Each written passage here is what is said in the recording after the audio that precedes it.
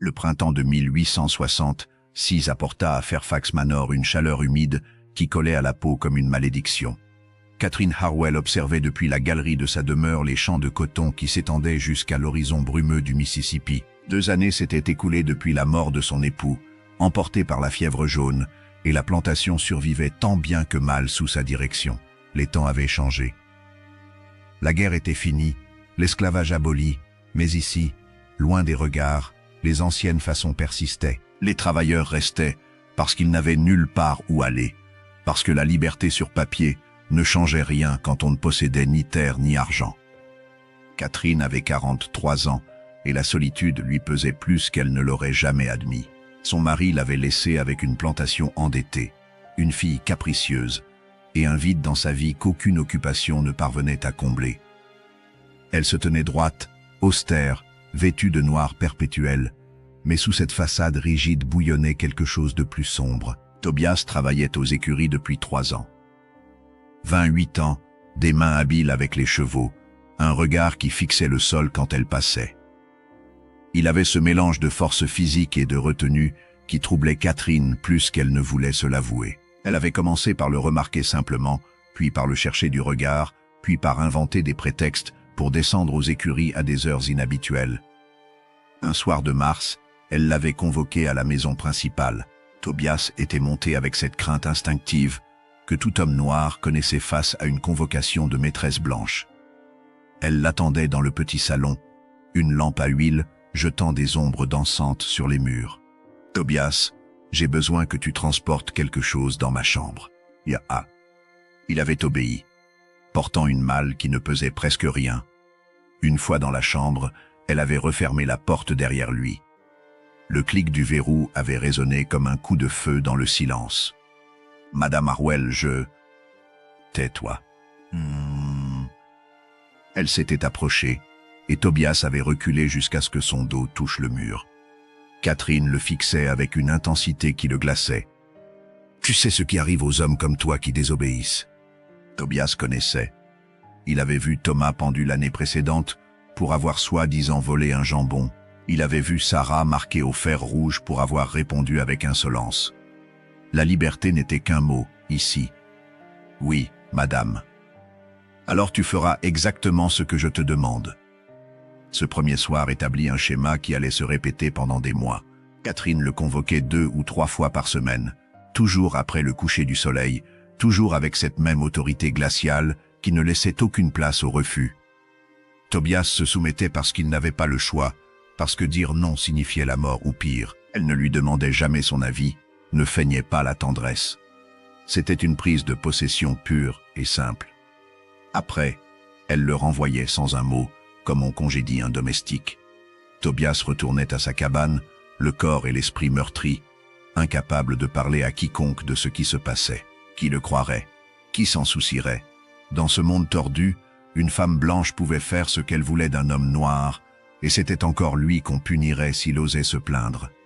Catherine, elle, dormait sans remords. Elle s'était convaincue qu'elle avait des droits sur lui, que c'était l'ordre naturel des choses. Sa solitude justifiait tout. Son statut lui donnait tout pouvoir. Et Tobias, réduit à un objet, n'existait que pour combler son vide. Elizabeth Harwell avait 22 ans et l'arrogance de ceux qui n'ont jamais manqué de rien.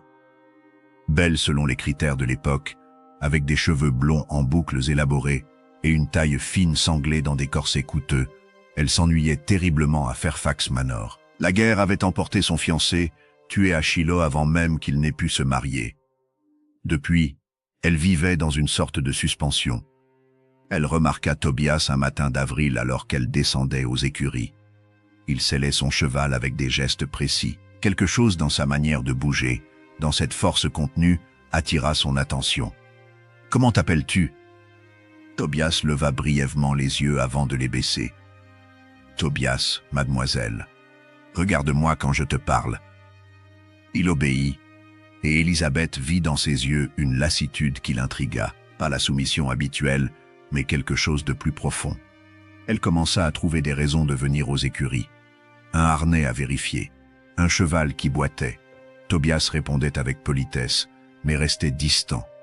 Cette réserve ne fit qu'accroître l'intérêt d'Elisabeth. Un après-midi, elle le fit venir dans le pavillon au fond du jardin, prétextant qu'il devait déplacer des meubles.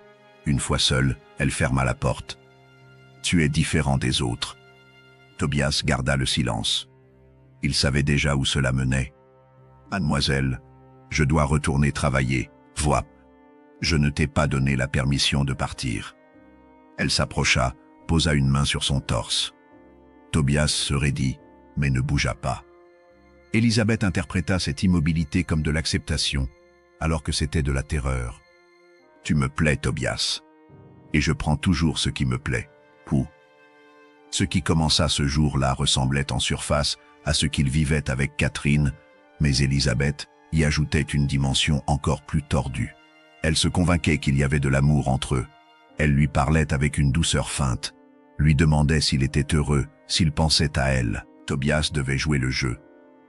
Avec Catherine, il était un objet silencieux. Avec Élisabeth, il devait être un amant consentant. La jeune femme voulait croire à une romance interdite. Elle ne voyait pas qu'elle ne transgressait rien du tout, qu'elle exerçait le même pouvoir brutal que sa mère. Pendant 3 mois, Tobias vécut cet enfer. Le lundi soir, Catherine le convoquait. Le mercredi après-midi, Élisabeth l'entraînait au pavillon. Il passait d'un rôle à l'autre, épuisé, vidé de toute volonté propre. Plusieurs fois, il tenta de résister. Un soir, il supplia Catherine. « Madame, je vous en prie, je ne peux plus. » Elle l'avait giflé violemment. « Tu n'as pas ton mot à dire. Tu feras ce que je t'ordonne. » Avec Élisabeth, une fois, il essaya d'expliquer. « Ce n'est pas juste, vie. » Elle avait ri, un rire qui cachait une menace. « Juste? Tu crois que la vie est juste, Tobias? Tu feras ce que je veux, ou tu le regretteras. » Un matin de juin, Catherine inventa un prétexte. Un collier en argent avait disparu, et elle accusa Tobias du vol. Elle voulait le punir pour avoir osé la supplier. Devant tous les travailleurs rassemblés, elle ordonna qu'on le fouette. 10 coups de lanière qui déchirèrent sa chemise et sa peau. Tobias serra les dents, refusant de crier. Les autres regardaient, impuissants. Le soir même, Catherine vint dans sa cabane avec un baume et des bandages. Elle soigna elle-même les plaies qu'elle avait fait infliger. « Tu comprends maintenant, tout dépend de moi. Ta vie, ta mort, tout. » Tobias comprit. Il n'était pas un homme. Il était une chose qu'elle se partageait sans le savoir. Juillet apporta une chaleur écrasante qui transformait les journées en calvaire. Tobias travaillait mécaniquement, accomplissant ses tâches sans penser, essayant de ne plus rien ressentir. C'était le seul moyen de survivre. Élisabeth, elle, tissait d'autres plans dans sa tête. Elle s'était convaincue qu'elle aimait Tobias d'un amour véritable, pur, au-delà des conventions sociales. Dans son esprit romanesque, ils étaient 2 âmes destinées l'une à l'autre, séparées seulement par les préjugés du monde. Elle ne voyait pas l'ironie terrible de cette vision, alors qu'elle le forçait à se soumettre à ses caprices. Un après-midi, dans le pavillon, elle lui annonça son projet. « Nous allons partir, Tobias, loin d'ici, vers le nord, où nous pourrons vivre librement ensemble. » Tobias la regarda comme si elle avait perdu la raison. « Partir, mademoiselle, c'est impossible. Rien n'est impossible quand on s'aime. Nous ne nous aimons pas. Ah !» Le visage d'Élisabeth se durcit instantanément. Sa voix se fit coupante. « Qu'est-ce que tu viens de dire ?» Tobias comprit son erreur immédiatement. Il avait parlé trop librement, oubliant un instant qu'avec elle aussi, il devait jouer un rôle. « Je voulais dire, c'est dangereux. Ils nous poursuivront. Va, laisse-moi m'occuper des détails.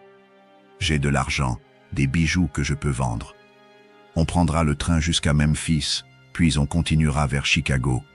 Là-bas, personne ne nous connaîtra. Votre mère ne laissera jamais faire cela. Ma mère n'a pas à savoir.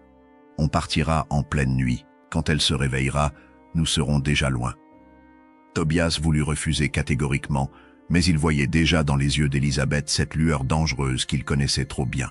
Elle n'accepterait pas un refus. « Mademoiselle, réfléchissez. Si on nous attrape, on me pendra. Vous, on vous ramènera, mais moi, je mourrai.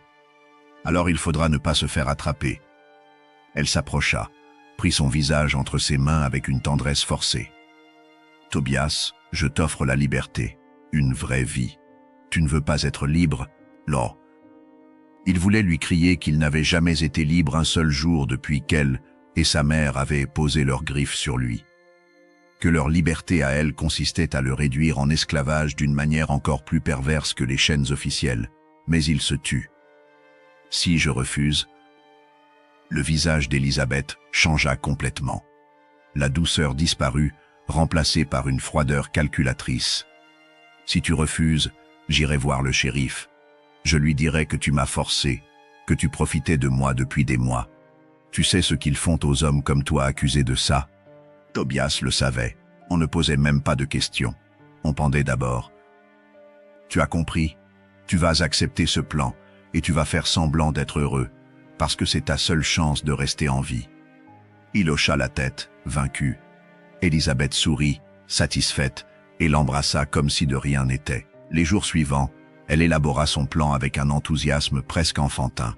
Elle avait volé de l'argent dans le coffre de sa mère, petit à petit, des sommes que Catherine ne remarquerait pas immédiatement. Elle avait récupéré de faux papiers d'affranchissement par l'intermédiaire d'un contact douteux à Jackson. Elle avait même acheté des billets de train à l'avance. Tobias jouait son rôle d'amant empressé avec un détachement croissant. Il répondait aux questions d'Elisabeth, feignait l'excitation, mais intérieurement, il était mort. Plus rien ne comptait. Fuir avec elle ou rester ici revenait au même. Dans les deux cas, il n'était pas libre. Il serait juste sa propriété ailleurs, dans un décor différent. Catherine, pendant ce temps, remarquait que Tobias semblait encore plus absent qu'à l'ordinaire. Elle le questionna un soir. « Tu es distrait ces derniers temps ?»« Non, madame, juste fatigué. »« Fatigué de quoi ? Je ne te fais pas travailler si durement. » Il faillit rire. Travailler, comme si le travail aux écuries était le problème. Catherine le scrutait avec suspicion. Elle sentait qu'il lui échappait d'une certaine manière, et cela la rendait furieuse. Elle renforça son emprise, le convoquant presque tous les soirs, le gardant parfois jusqu'à l'aube. Elisabeth fixa la date du départ, le 15 août, dans 3 jours. Il partirait à minuit, prendrait 2 chevaux jusqu'à la gare de Vicksburg, et monterait dans le train de 5 heures du matin pour Memphis. Tobias accepta tout cela avec une résignation totale. Il n'avait plus de volonté, il était devenu ce qu'elles avaient fait de lui, une marionnette qui bougeait quand on tirait les fils. La nuit du 15 août était étouffante, sans le moindre souffle de vent. Tobias attendait près de l'écurie comme convenu, 2 chevaux scellés à côté de lui. Elisabeth devait le rejoindre à minuit avec ses bagages. Catherine ne dormait pas. Depuis plusieurs jours, une intuition désagréable la taraudait. Quelque chose se tramait, elle le sentait dans ses os. Vers 11h30, elle se leva et observa depuis sa fenêtre. La plantation était plongée dans l'obscurité, mais elle connaissait chaque recoin, chaque ombre. Un mouvement attira son attention. Une silhouette en robe claire se glissait vers les écuries. Catherine reconnut immédiatement la démarche de sa fille. Qu'est-ce qu'Elisabeth fabriquait dehors à cette heure? Elle enfila un châle et descendit silencieusement, son cœur battant d'une appréhension qu'elle ne comprenait pas encore. Elle s'approcha des écuries par le côté, marchant dans l'herbe pour ne pas faire de bruit. Ce qu'elle vit la figea sur place. Elisabeth embrassait Tobias. Pas un baiser chaste, mais un baiser passionné, possessif. Les mains de sa fille couraient sur le torse de l'esclave, et lui se tenait là, les yeux fermés, le visage impassible. Catherine sentit quelque chose se déchirer en elle. Une rage noire, viscérale, mélangée à une jalousie qu'elle n'aurait jamais cru possible. Sa fille, sa propre fille. Elle s'avança dans la lumière de la lanterne. « Qu'est-ce que cela signifie ?» Elisabeth sursauta violemment et se retourna. Tobias, lui, ne bougea pas. Il savait que c'était fini, que tout était fini. « Mère, ce n'est pas... » « Ce n'est pas quoi? Ce que je vois. » Catherine s'approcha, tremblante de fureur. Elle regarda sa fille, puis Tobias, puis les chevaux scellés, les bagages. Vous alliez partir ensemble. Ce n'était pas une question. Elisabeth redressa le menton avec défi. Oui, nous nous aimons. Nous allons vivre ensemble loin d'ici. Catherine éclata d'un rire amer, presque hystérique. Vous aimez, toi et lui? Oui, quelque chose que vous ne pourriez jamais comprendre. Oh, je comprends très bien. Catherine se tourna vers Tobias et ses yeux se rétrécirent. Dis-lui, Tobias. Dis à ma fille ce que tu fais dans ma chambre 3 fois par semaine depuis 6 mois. Le silence qui suivit fut assourdissant. Élisabeth regarda Tobias, incrédule. Qu'est-ce qu'elle raconte? Tobias ne répondit pas. Il fixait le sol, les épaules voûtées. Catherine poursuivit, sa voix dégoulinante de venin. Il vient dans ma chambre, ma chère fille. Il fait exactement ce que tu l'as vu faire avec toi. Peut-être même mieux. Tu mens, demande-lui. Élisabeth se tourna vers Tobias, ses mains tremblant. Dis-lui qu'elle ment. Dis-lui, Van Minon. Tobias leva enfin les yeux. Son regard était vide, épuisé. C'est vrai. Élisabeth recula comme si on l'avait frappée. Quoi? Tout est vrai. Vous deux, en même temps. Depuis le début. Catherine sentit le sol se dérober sous elle. Pas à cause de la révélation elle-même, elle venait de le comprendre en voyant sa fille, mais à cause de ce que cela impliquait. Elles avaient toutes les deux. Comment as-tu osé? Siffla Élisabeth en direction de Tobias. Comment as-tu pu me faire ça? Catherine, elle aussi, bouillonnait. Il nous a manipulés, toutes les deux, profitant de notre confiance. Tobias leva la tête brusquement, et pour la première fois depuis des mois, quelque chose s'alluma dans ses yeux. De la colère. Votre confiance. Votre confiance. Sa voix monta, éraillée par la rage contenue trop longtemps. Vous m'avez forcé, les deux. Vous m'avez menacé, utilisé, traité comme un objet. Je vous ai supplié d'arrêter. Menteur, cracha Élisabeth. Tu m'as dit que tu m'aimais, ajouta Catherine. Je n'ai jamais rien dit de tel. J'ai subi, jour après jour, nuit après nuit. Vous le savez très bien. Mais les deux femmes ne voulaient pas entendre. Elles ne pouvaient pas entendre. Admettre la vérité aurait signifié se regarder en face, reconnaître ce qu'elles étaient vraiment devenues. C'était plus facile de le blâmer lui. Catherine et Élisabeth se regardèrent. Dans les yeux l'une de l'autre, elles virent leur propre honte, leur propre culpabilité. Et cette vision était insupportable. Elles devaient l'effacer. Elles devaient en faire disparaître le témoin de leur déchéance.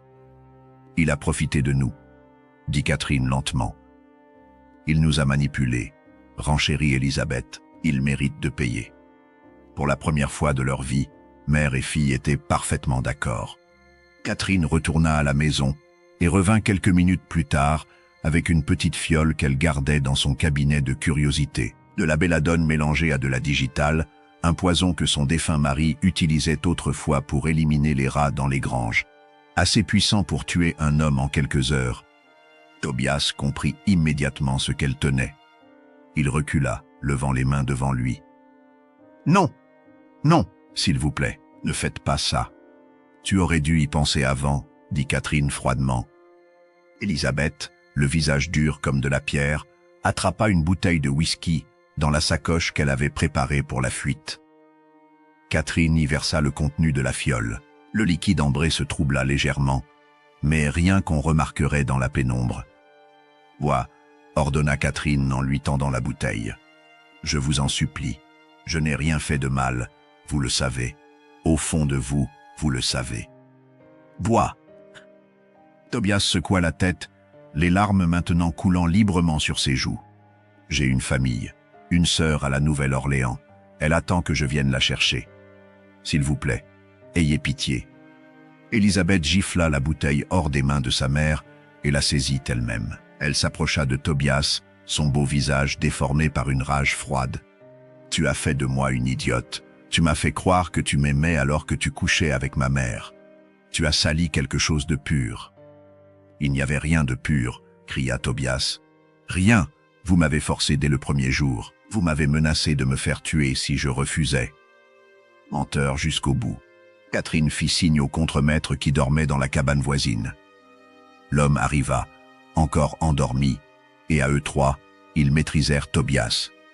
Il se débattit avec l'énergie du désespoir, mais il était seul contre trois. Ils le traînèrent jusqu'à la cave de la maison principale, une pièce sombre et humide où l'on entreposait les conserves. Là, ils l'attachèrent à une chaise avec des cordes épaisses. Le contremaître, qui ne posait jamais de questions, remonta après avoir accompli sa tâche. Catherine et Élisabeth restèrent seules avec Tobias. Catherine tenait à nouveau la bouteille. Elle s'agenouilla devant lui, presque tendrement, dans une parodie grotesque de sollicitude.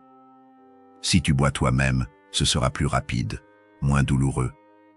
S'il vous plaît. Catherine, Élisabeth, ne faites pas ça, je vous en supplie. » Ses sanglots résonnaient dans la cave, un son brisé, animal, qui aurait dû leur fendre le cœur. Tobias les regardait alternativement, cherchant une once de compassion dans leurs visages fermés. « Je n'ai jamais voulu vous faire de mal. Jamais. Vous m'avez convoqué, ordonné, menacé. J'ai obéi parce que je n'avais pas le choix. Comment aurais-je pu refuser? Vous êtes blanche, riche, puissante. Moi, je ne suis rien. Un homme noir dans le Mississippi. Qu'est-ce que ma parole vaut contre la vôtre? » Catherine détourne maître, continua Tobias, sa voix se brisant. Elle a 15 ans. Elle travaille dans les champs de canne près de la Nouvelle-Orléans. Si je ne viens pas, elle restera là-bas toute sa vie. Elle compte sur moi. C'est tout ce qui me fait tenir. Ces mots auraient dû les arrêter. Ils auraient dû réaliser qu'elle n'était pas en train de punir un coupable, mais de détruire un homme innocent qui ne cherchait qu'à sauver sa petite sœur.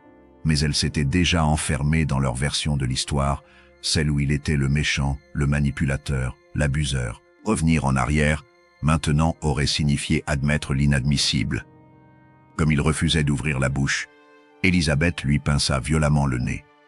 Quand il ouvrit la bouche pour respirer, Catherine y versa le whisky empoisonné.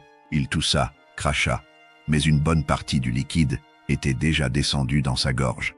Elles lui en firent boire davantage, encore et encore, jusqu'à ce que la bouteille soit aux 3/4 vide. Puis elles reculèrent, le regardant attaché à sa chaise, tremblant. « Vous saviez, » murmura Tobias, sa voix déjà affaiblie par le poison qui commençait son œuvre. « Vous saviez que je ne pouvais pas refuser. Vous le saviez depuis le début. » Les premières crampes le saisirent. Son corps se convulsa, tirant contre les cordes. La belladone attaquait son système nerveux, la digitale son sœur. Sa vision se troubla, les deux femmes devenant des ombres floues devant lui. « Ma sœur, dites-lui, dites à Aminata. » Mais il ne termina jamais sa phrase. Une nouvelle vague de douleur le traversa, si intense qu'il ne put que gémir. Catherine et Élisabeth restèrent là, spectatrices de l'agonie qu'elles avaient provoquée. Il fallut 3 heures à Tobias pour mourir. 3 heures pendant lesquelles son corps lutta contre le poison, se tordit, se vida. La belladone provoquait des hallucinations terrifiantes. Il voyait des ombres ramper sur les murs, entendait des voix qui n'existaient pas. Il appelait sa sœur, croyant la voir dans un coin de la cave. « Aminata, je suis désolé, je ne pourrai pas venir te chercher. » Ses muscles se contractaient en par vagues, des spasmes si violents que la chaise craquait. Sa respiration devenait laborieuse, chaque inspiration un combat. La digitale ralentissait son sœur, perturbait son rythme. Il sentait sa poitrine se serrer comme dans un étau. Catherine et Élisabeth restèrent assises sur les marches, écoutant ses cris s'affaiblir progressivement. Elles ne se parlaient pas, elles ne se regardaient pas. Chacune enfermée dans son propre enfer silencieux. Vers la 2e heure, Tobias commença à délirer. Il parlait à des gens qui n'étaient pas là, racontait des souvenirs d'enfance. Puis la colère revenait par vagues. « Vous irez en enfer pour ça. Dieu vous punira. Ouais. » Puis les supplications reprenaient, plus faibles. Pitié. De l'eau. Elles ne bougèrent pas, prisonnières de leur propre cruauté, incapables de revenir en arrière, mais incapables aussi de partir. Dans la 3e heure, Tobias ne parlait presque plus. Juste des gémissements sourds, des râles. Son corps tressautait encore par moments. La mousse apparut au coin de sa bouche. Ses yeux, grands ouverts, fixaient le plafond sans le voir. Quand le silence tomba enfin, juste avant l'aube, Catherine descendit vérifier. Tobias était affaissé sur la chaise, la tête pendant sur le côté, les yeux fixes, mort. Elles le détachèrent et le portèrent jusqu'à la berge du Mississippi. Elles attachèrent des pierres à son corps et le poussèrent dans l'eau. Les flots noirs l'engloutissaient sans un bruit. De retour à la maison, elles se lavèrent les mains en silence. Le soleil se levait sur Fairfax Manor, un nouveau jour comme les autres. Personne ne poserait de questions sur la disparition d'un esclave. On dirait qu'il s'était enfui, qu'il avait tenté de traverser le fleuve et s'était noyé. Les gens hocheraient la tête, diraient que c'était bien dommage, et passeraient à autre chose. Mais Catherine et Élisabeth, elles, ne pourraient jamais passer à autre chose. Élisabeth partit 3 semaines plus tard.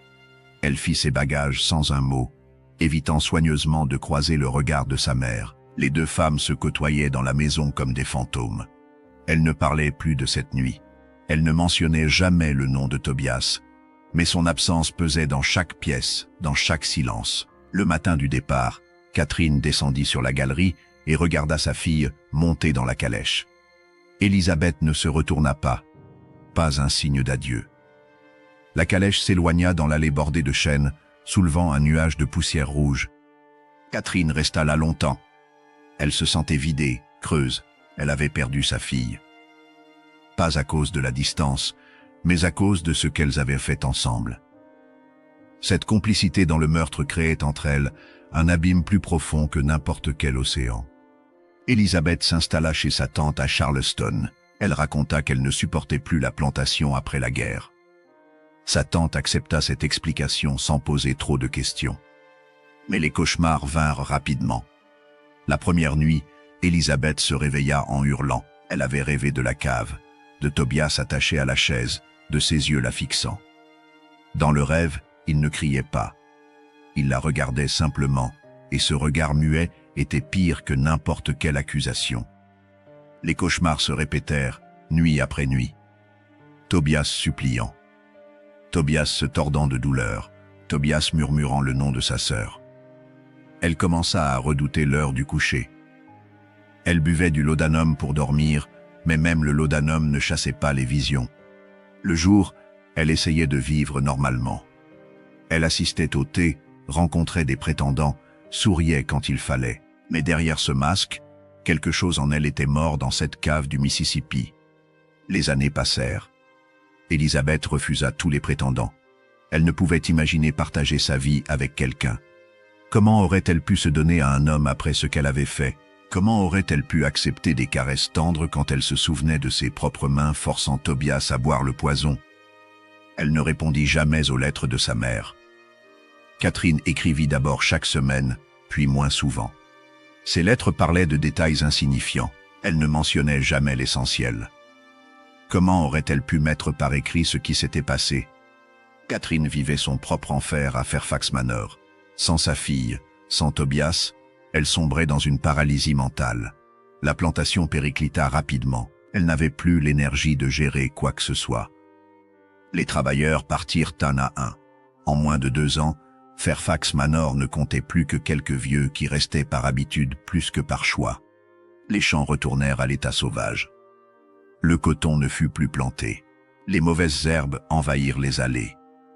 La grande maison commença à se délabrer. Des volets se détachèrent. La peinture s'écailla. Le toit se mit à fuir. Catherine passait ses journées sur la galerie, fixant l'horizon sans le voir. Les voisins avaient fini par la laisser tranquille. Elle ne répondait plus, ne reconnaissait plus personne. Parfois, elle descendait à la cave. Elle restait là, dans l'obscurité, écoutant le silence. Elle croyait entendre des gémissements. Elle imaginait Tobias encore attaché, la regardant avec ses yeux qui l'accusaient. Elle remontait en titubant, tremblante. Le pire, c'était qu'elle savait. Au fond d'elle-même, elle savait exactement ce qu'elle avait fait. Elle savait qu'il avait dit la vérité, qu'elle l'avait forcé dès le premier soir, que chaque fois qu'il était venu dans sa chambre, c'était sous la contrainte, que sa fille avait fait de même, qu'elle l'avait détruit ensemble, puis tué pour ne pas avoir à regarder en face ce qu'elles étaient devenues. En 1872, Catherine mourut seule dans sa chambre. On la retrouva le lendemain, raide et froide. On l'enterra à côté de son mari. Élisabeth ne vint pas à l'enterrement. Fairfax Manor fut vendu aux enchères pour une bouchée de pain. Les nouveaux propriétaires démolirent la vieille maison et en construisirent une nouvelle. Ils ne savaient rien de ce qui s'était passé dans la cave. Mais parfois, les nuits sans lune, on dit que des gémissements s'élèvent encore de la terre, portés par le vent du Mississippi. Le prix terrible que deux femmes avaient payé pour avoir voulu dominer un homme qui ne leur avait jamais rien demandé, sinon de le laisser en paix.